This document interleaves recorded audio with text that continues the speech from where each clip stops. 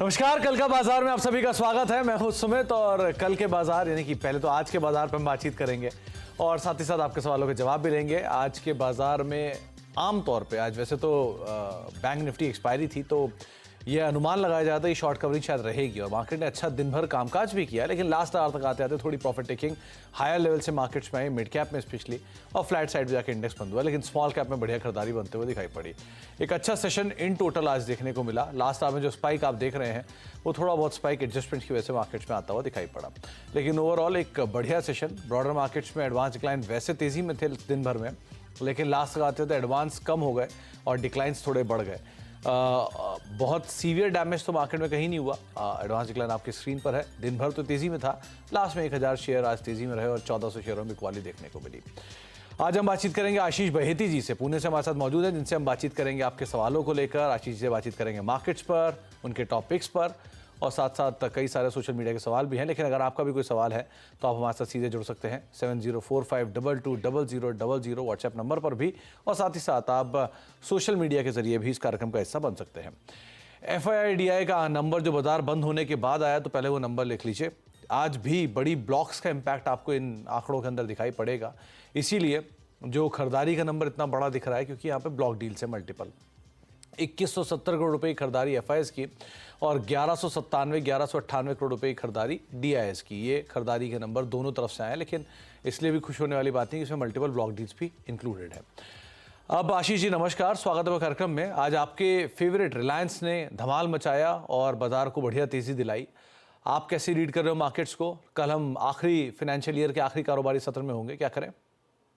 जी बहुत अच्छा मूव था रिलायंस में, और जिस हिसाब से पूरे निफ्टी को सपोर्ट दिया, जहां आप देखेंगे IT स्टॉक्स में एक प्रेशर था और बाकी काफी सेक्टर्स में प्रेशर थे निफ्टी में। रिलायंस सिंगल हैंडेडली निफ्टी को ऊपर पुल किया और जिस हिसाब से 100 रुपीज से प्लस का मूव था रिलायंस में, काफी अच्छा लग रहा है। और जिस हिसाब से वापस 2900 के पास आ गया रिलायंस, हमें लग रहा है अभी ये वेल प्लेस्ड है 3000 प्लस के लेवल्स दिखाने के लिए। तो इनफैक्ट रिलायंस में कोई भी डिप में खरीदारी की सलाह रहेगी। निफ्टी और बैंक निफ्टी की अगर मैं बात करूँ तो एक्सपायरी से पहले निफ्टी में एक उतनी वॉलेटिलिटी सेशन नहीं थी जितनी अज्यूम कर रहे थे हम कि मार्च की एक्सपायरी के पहले होनी चाहिए थी।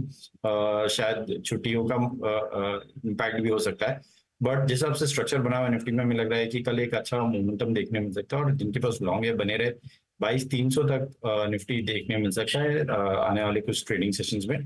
जो स्टॉप लॉस निफ्टी में मेंटेन करना है वो 22,050 का एक मेंटेन करे। वहीं बैंक निफ्टी की बात करूं तो बैंक निफ्टी में थोड़ा सा अभी भी प्रेशर बना हुआ है हल्का। आप देखेंगे तो SBI, बैंक ऑफ बड़ौदा और कैन बैंक जैसे स्टॉक्स में आज प्रेशर था। वहीं अच्छी बात यह है कि HDFC में थोड़ा सा अपटिक वापस देखने मिला।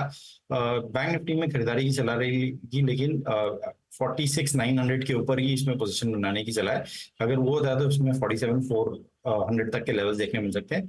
जो स्टॉप लॉस उसमें मेंटेन करना है 46,700 का एक SL मेंटेन करें। 46,700 का एक SL मेंटेन करके आप बैंक निफ्टी को भी देख सकते हैं। लेकिन इंटरेस्टिंग होगा कि कल लास्ट सेशन है, एक्सपायरी का दिन भी है, देखते हैं मार्केट्स कैसे यहाँ पर रिएक्ट करता है। आशीष सर, अब इंडिविजुअल स्टॉक्स, रिलायंस तो आपको पसंद ही है, उसके अलावा बाकी स्टॉक्स कौन कौन से जिन पे आपका फोकस है? जो हमें पसंद आ रहा है कल के ट्रेडिंग सेशन के लिए, उसमें पहला है एक्सिस बैंक। इसका स्ट्रक्चर काफी अच्छा बना हुआ और इसमें एक स्ट्रेंथ क्लियरली विजिबल है। तो 1040 के स्टॉप लॉस से इसमें खरीदारी की सलाह है। जो टारगेट्स में लग रहे हैं इसमें 1070 के देखने मिल सकते हैं। दूसरा जो स्टॉक हमें अच्छा लग रहा है वो टाइटन। आज भी इसमें अच्छा मोमेंटम बना हुआ था और जिस हिसाब से ओपन इंटरेस्ट बिल्डअप है वो काफी इंप्रेसिव है। तो 3730 का स्टॉप लॉस लगाकर इसमें खरीदारी की सलाह है 3800 और 3830 के टारगेट के लिए। तीसरा स्टॉक अंबुजा सीमेंट है, इसमें भी अच्छा मोमेंटम बन रहा है और जिस हिसाब से ACC और अंबुजा दोनों में बाइंग इंटरेस्ट बना हुआ है वो काफी अच्छा इंप्रेसिव लग रहा है। तो 590 का स्टॉप लॉस लगाना है, 610 और 615 के टारगेट के लिए इसमें खरीदारी की जा सकती है। तो आपके सामने अंबुजा सीमेंट 590 के स्टॉप लॉस साथ आप लॉन्ग जाएंगे, 610 का टारगेट यहाँ पर रहेंगे, 615 का एक दूसरा टारगेट आप देख सकते हैं। एक्सिस बैंक 1040 का एक स्टॉप लॉस रखेंगे, 1070 का टारगेट यहाँ रखेंगे, और टाइटन 3800 रुपये के टारगेट्स के लिए 3830 दूसरा टारगेट, करीब 3730 का एक स्टॉप लॉस मेंटेन करेंगे। तो ये तीन जो नाम हैं इनको आप देख सकते हैं कल के लिए भी। अब शुरुआत करते हैं सवाल जवाब के सिलसिले की और बातचीत कर लेते हैं पहले दर्शक से। हमारे साथ रितेश कुमार पुणे से ही मौजूद है। रितेश जी नमस्कार। नमस्कार सर। नमस्कार रितेश। तो मेरे पास हाँ, मेरे पास इरेडा का 150 शेयर्स है 183 के रेट में, ओके और पीवीएसएल का मेरे पास आईपीओ लिस्ट हुआ था, वो मेरे को अलॉट हुआ था 295 के रेट में। आइरेडा तो मुझे क्लियर हो गया, दूसरा नाम आपने क्या लिया? Popular vehicle PVSL. Popular vehicle का, ओके, पीवीएसएल का। तो आशीष जी दोनों ही आईपीओ हैं और इनकी खरीदारी थोड़ी ऊपर के जोन में है आइरेडा में। ये तब जब वो एक तरफा तेजी थी तब शायद इन्होंने पार्टिसिपेट किया था इसमें। अभी क्या करें स्टॉक में, कहाँ स्टेबल होता हो आप देख रहे हैं इसको? और दूसरा पीवीएसएल यानी पॉपुलर व्हीकल सर्विसेज, अगर आप उसे ट्रैक कर पा रहे हैं तो उसमें क्या करें? जी पहले तो एरिडा की डिस्कस कर लेते हैं। सुमित जी, इसमें अच्छा सेटअप बना हुआ था जिस हिसाब से आईपीओ के बाद इसमें रैली देखने मिली, वो काफी अच्छी थी। बट उसके बाद थोड़ा सा प्रॉफिट टेकिंग क्लियरली देखने मिल रही है। बेस्ट पार्ट ये है कि अब 20 डेमा के वापस पास में आ गया है स्टॉक, तो होल्ड करने की सलाह है। हमें लग रहा है इसमें शायद एक वापस पुल बैक देखने मिल सकता है। आज आरईसी पीएफसी में भी हमने देखा एक अच्छा मोमेंटम बना हुआ था, तो इसी सेक्टर से एरिडा में भी हमें लग रहा है कि इसमें एक ऊपर की तरफ मोमेंटम बन सकता है, तो होल्ड करे। स्टॉप लॉस जो है वो 128 का एक लगा ले। पॉपुलर व्हीकल की सुमित जी बहुत रीसेंट लिस्टिंग है, 6-7 दिन का ही डेटा है, तो इसमें कमेंट करना बहुत मुश्किल रहेगा। तो आइरेडा को लेकर आपको राय दी गई है। आप पॉपुलर व्हीकल के केस में थोड़ा सा भी वैसे वेट करेंगे, रीसेंट लिस्टिंग है और इसलिए टिप्पणी करना उतना आसान होगा नहीं। रजनीश सक्सेना साहब हमारे साथ मौजूद है लखनऊ से बातचीत करने के लिए। सक्सेना साहब नमस्कार, क्या सवाल है? हाँ नमस्कार सुमित जी। नमस्कार सक्सेना साहब। हाँ सुमित जी, मेरे पास राजेश एक्सपोर्ट के 381 के रेट से 200 शेयर हैं जो कि मेरे एवरेज किए हुए हैं। ओके, और इसके अलावा 100 शेयर एथर के 1072 के हैं। आइशर मोटर्स मैं इसको नहीं, एथर इंडस्ट्रीज के, ओके। तो मैं इसको लॉन्ग टर्म रख सकता हूँ, लेकिन मेरे भाव से बहुत नीचे आ चुके हैं, तो मुझे क्या करना है इसमें? सक्सेना साहब, ये राजेश एक्सपोर्ट में निवेश की कोई खास वजह थी क्या? राजेश एक्सपोर्ट को एक्चुअली वो 800 रुपए से गोल्ड का ये काम करते हैं और 800 रुपए से नीचे आ गया था, तो मैंने इसको 381 के आसपास खरीदा था कि हो सकता है कि आगे बढ़ेगा, लेकिन नहीं, थोड़े सिचुएशन खराब है तो ध्यान से इसमें आप काम कीजिएगा आगे के लिए भी। आशीष जी, राजेश एक्सपोर्ट 200 शेयर हैं, 381 रुपए के दाम पर खरीदारी है, 111 रुपए पर शेयर का लॉस और एक कंजिक्यूटिव इसमें गिरावट ही चल रही है। बहुत मासिव वेल्थ इरोजन हुआ है, क्या करना चाहिए यहाँ पर? और दूसरा एथर इंडस्ट्रीज, इसको लेकर आप क्या कहोगे? जी, राजेश एक्सपोर्ट में तो सुमित जी जैसे आपने बताया फरवरी 23 से इसमें गिरावट चल रही है और कोई भी पुल बैक आ रहा है तो 20 डेमा के पास भी सस्टेन नहीं कर पा रहा और वहां पे वापस सेलिंग कंटिन्यूसली देखने मिल रही है। हमने देखा था पिछले साल जुलाई और वापस अक्टूबर में भी बहुत वॉल्यूम के साथ सेलिंग हुई है। हमें लग रहा है कि अभी इन लेवल्स पे तो लॉस बुक करना प्रूडेंट नहीं रहेगा। थोड़ा सा कोई पुल बैक आता है तो वहां पे एक बार जरूर इससे एग्जिट करने की सलाह रहेगी। तो कोई भी पुल बैक मिले सक्सेना साहब, उसका इस्तेमाल करिए और निकलने की कोशिश करिए, वो ज़्यादा बेहतर रहेगा। एथर को लेके कोई राय आशीष आपकी? सुमित जी, ये चार्ट मैंने आप खुल नहीं रहा है। चलिए, तो आपको उस पर आगे हम राय दिलवा देंगे, लेकिन अभी के लिए आप राजेश एक्सपोर्ट में किसी भी तेजी का इस्तेमाल करके निकले, वो ज़्यादा बेहतर रहेगा। अब मुकेश जी से बातचीत कर लेते हैं, जोधपुर से हमारे साथ मौजूद हैं। मुकेश जी नमस्कार। नमस्कार सर। नमस्कार मुकेश जी, क्या सवाल है आपका? बस हालचाल बढ़िया सर। अच्छा, तो अब आपकी पोजीशन कहाँ पर है? अभी सर त्रिवेणी इंजीनियरिंग में है, 287 शेयर है 396 के रेट पे। ओके, और कितना समय से और दे सकते हैं आप मुकेश जी? सर मैं सोच रहा था अभी टैक्स हार्वेस्टिंग के लिए इसको निकाल दूं, बाकी महीना भर और दे सकता हूं मैं इसको। नहीं, तो अगर आप टैक्स हार्वेस्टिंग करना चाहते तो उसकी तारीख आज आखिरी थी शायद, या आप कल भी कर सकते हो? हाँ कल कर सकता हूँ मैं, मतलब आज मैंने लगाई थी रेट लेकिन आई नहीं है। ओके, तो अगर टैक्स हार्वेस्टिंग के अगर रेट आ जाती है महीने भर में तो ठीक है, वरना फिर मैं टैक्स हार्वेस्टिंग के लिए इसको निकाल दूंगा फिर। ओके, तो आशीष जी क्या करना चाहिए इन्हें? त्रिवेणी इंजीनियरिंग में इनकी पोजीशन है, 396 रुपए के दाम पर खरीदारी है, 287 शेयर है। क्या यहाँ घाटा बुक करके अपना टैक्स बचाने के लिए चले जाएं, या आपको लग रहा है कि भाव आ जाएगा इनका? जी सुमित जी, टैक्स हार्वेस्टिंग में अगर करेंगे तो इन्हें तो वापस खरीदना पड़ेगा। तो आई थिंक T+2 के हिसाब से इन्हें एक बार चेक कर लेना चाहिए, क्योंकि कल के जैसे आपने बताया शायद कल अगर ये करेंगे तो T+2 में स्टॉक नहीं रहेगा इनके, तो एक बार चेक करवा लें। और अगर मैं चार्टिकली बोलूं तो इसमें थोड़ा प्रेशर जरूर है, बट एक सपोर्ट लेवल पर त्रिवेणी इंजीनियरिंग वापस आया हुआ है। मुझे लग रहा है यहाँ से एक बाउंस बैक देखने मिल सकता है, जो कि इसे वापस अपने 200 एमआ तक मूव कर सकता है ये स्टॉक, तो 334 तक ये में ऊपर की तरफ जा सकता है। तो होल्ड करने की सलाह रहेगी। जो स्टॉप लॉस इन्हें मेंटेन करना है पूरे इनके कंबाइंड पोजीशन पे, वो 306 रुपए का एसएल मेंटेन करे। तो एक बार आप इससे जुड़े हुए जो नियम हैं, यानी कि कब इसकी डिलीवरी होगी, कब आप बेचेंगे, तो आपको इस फाइनेंशियल ईयर में लाया करेगा कि अगले में, वो एक बार चेक कर लेगा। लेकिन अगर हो सकता है तो आपको राय आशीष जी ने दी भी है। हेमंत हमारे अगला दर्शक है जो कि मेरठ से मौजूद हैं। हेमंत साहब नमस्कार। हेलो जी हेमंत जी, आप सुन पा रहे हैं? जी जी नमस्कार हेमंत जी, क्या सवाल है आपका? नमस्कार नमस्कार जी। सर हमारे पास राइट्स के शेयर है 340, ओके 630 के भाव में, ओके। और हम इसको 6 महीने तक होल्ड कर सकते हैं, तो क्या एक्सपेक्टेशन रहेगी इसकी? आपने खरीदारी कब की थी हेमंत सर इसमें? अभी पिछले हफ्ते ही, पिछले हफ्ते। जब ये मिड कैप में जब गिरावट आई थी। ओके, तो आशीष जी राइट्स में खरीदारी है 630 रुपए के दाम पर, 350 शेयर हैं। अभी भी ये 5 से 6 महीने और दे सकते हैं। क्या स्टॉप लॉस लें, कहाँ पर होल्ड करें, निकल जाएं, क्या करें? सुमित जी, होल्ड करने की सलाह है। रेलवे स्टॉक्स में हमने देखा कि गिरावट के बाद वापस अच्छा मोमेंटम बन रहा है और एक हायर हाइस के पैटर्न बन रहे हैं पिछले 3 से 4 ट्रेडिंग सेशन से। इसमें मोमेंटम जो बड़ा बनेगा वो 700 का इसका ब्रेकआउट आएगा, उसके बाद देखने मिलेगा। तो 740 तक की ट्रेजेक्टरी देखने मिल सकती है। 700 का अगर ब्रेकआउट आता है उसके बाद होल्ड करने की सलाह रहेगी। जो स्टॉप लॉस इन्हें मेंटेन करना है वो एक्जैक्टली इनका जो कॉस्ट है 630 के करीब, वहीं पे एक एसएल रखे और 700 और 740 के टारगेट्स के लिए होल्ड करें इस पोजीशन के। तो 700 और 740 के लिए आप इसमें फिलहाल तो बने रह सकते हैं, लेकिन धीरे धीरे अपनी राय रणनीति, मतलब समय समय पर इसका रिव्यू जो है वो आप जरूर करते रहिएगा। अब ऋषिकेश चलते हैं, हमारे साथ पंकज जी वहाँ पे मौजूद है बातचीत करने के लिए। पंकज जी नमस्कार। जी पंकज जी सुन पा रहे हैं आप? बिल्कुल सुन पा रहा हूँ। आपको मेरी आवाज आ रही है? हाँ जी, loud and clear. Pankaj ji क्या सवाल है आपका? मेरे पास इन्फोसिस के 100 शेयर हैं 1620 के रेट पे। 1620 पे? हाँ, और एवरेज प्राइस। कितना समय इसको और आप और दे सकते हैं पंकज जी?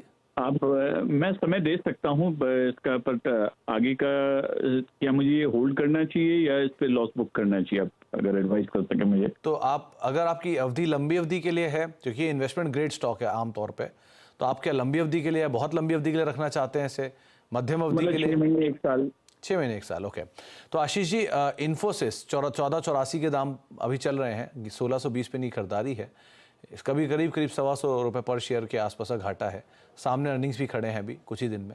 क्या करना चाहिए इन्फोसिस में? 6 महीने से 1 साल का नजरिया इनका?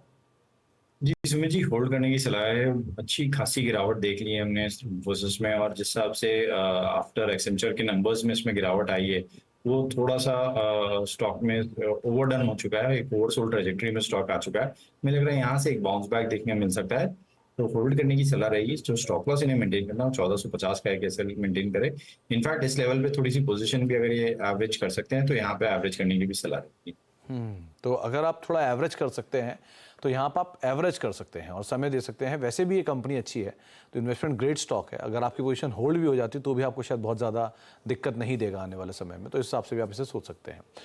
अब उड़ीसा चलते हैं, वहाँ पर हमारे साथ सुशील कुमार गुप्ता जी मौजूद हैं। गुप्ता जी नमस्कार। नमस्कार। नमस्कार गुप्ता जी, क्या सवाल है आपका? मेरा जेबीएम ऑटो है 1796 में। ओके, और कितना समय इसको आप और दे सकते हैं? रख सकते हैं, 1 साल भर के लिए भी रख सकते हैं। साल भर के लिए भी रख सकते हैं। तो आशीष जी, आशीष जी इनके पास 50 शेयर हैं जेबीएम ऑटो के, करीब 1796, 1800 रुपये मान लेते हैं मोटा मोटा। तो अभी 20-25 रुपये पर शेयर घाटा है, क्या करें? जी सुमित जी, स्टॉक बहुत अच्छा रनअप देखने मिला हमें 2021 से, जब इसमें रैली चालू हुई थी 185 से स्टॉक ऑलमोस्ट 1800 तक के 2000 प्लस के लेवल्स तक मूव किया है। तो थोड़ा सा प्रॉफिट टेकिंग देखने मिल रहा है हमें ऊपर लेवल पे, लेकिन होल्ड करने की सलाह है।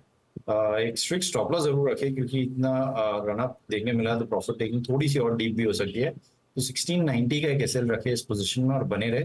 हमें लग रहा है कि इनका जो टाइम हॉराइजन है, इनका प्राइस वापस जल्द आता हुआ देखने मिल सकता है। तो आपका भाव शायद आता हुआ दिखाई पड़े गुप्ता जी, इसीलिए आप अभी फिलहाल के अंदर अपनी पोजीशन के अंदर बने रह सकते हैं, ये आपको राय दी गई है।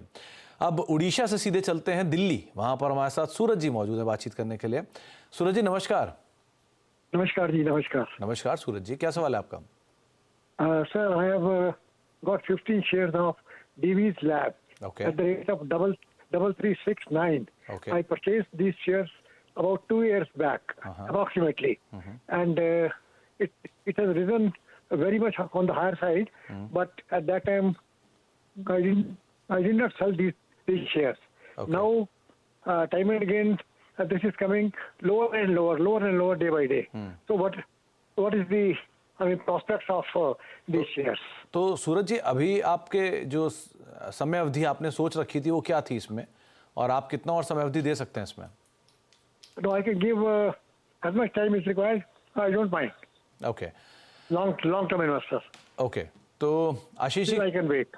क्वालिटी स्टॉक लेकिन 3 साल से चला नहीं, जो सूरज जी कह रहे हैं बिल्कुल सही बात है, ये 3 साल से चला नहीं, वहीं का वहीं खड़ा है। लेकिन ये भी बात सही है कि 3 साल से पहले बहुत चला भी था। सो अब क्या करना चाहिए इनको डीवीस लैब में?